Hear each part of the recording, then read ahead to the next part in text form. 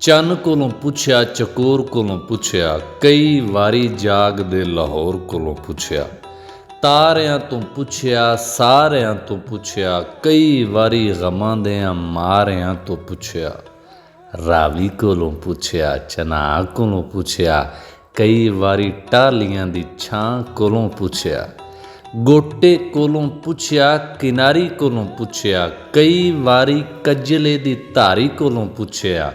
ਵੰਗਾਂ ਕੋਲੋਂ ਪੁੱਛਿਆ, ਮਲੰਗਾਂ ਕੋਲੋਂ ਪੁੱਛਿਆ, ਕਈ ਵਾਰੀ ਫੁੱਲਾਂ ਦਿਆਂ ਰੰਗਾਂ ਕੋਲੋਂ ਪੁੱਛਿਆ। ਸ਼ਾਹ ਕੋਲੋਂ ਪੁੱਛਿਆ, ਰਿਆਜ਼ ਕੋਲੋਂ ਪੁੱਛਿਆ, ਕਈ ਵਾਰੀ ਦਿਲ ਦੀ ਬਿਆਜ਼ ਕੋਲੋਂ ਪੁੱਛਿਆ।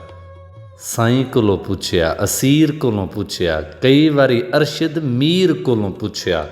ਦਿਨਾਂ ਕੋਲੋਂ ਪੁੱਛਿਆ, ਰੈਣ ਕੋਲੋਂ ਪੁੱਛਿਆ, ਕਈ ਵਾਰੀ ਮਾਧੂ ਤੇ ਹੁਸੈਨ ਕੋਲੋਂ ਪੁੱਛਿਆ।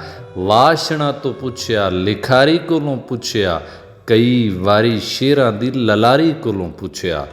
ਹਰ ਪਾਸੇ ਡੂੰਘੇ ਜੇ ਹਨੇਰਿਆਂ ਦਾ ਨਾਂ ਸੀ, ਲਹੂ ਲਹੂ ਧੁੱਪ ਸੀ ਤੇ ਲੀਰ ਲੀਰ ਛਾਂ ਸੀ। ਪੁੱਛਦੀ ਨੂੰ ਵੇਖ ਕੇ ਤੇ ਜੱਗ ਸਾਰਾ ਹੱਸਿਆ, ਪਤਾ ਚੰਨ ਮਾਹੀ ਦਾ ਤੇ ਕਿਸੇ ਵੀ ਨਾ ਦੱਸਿਆ।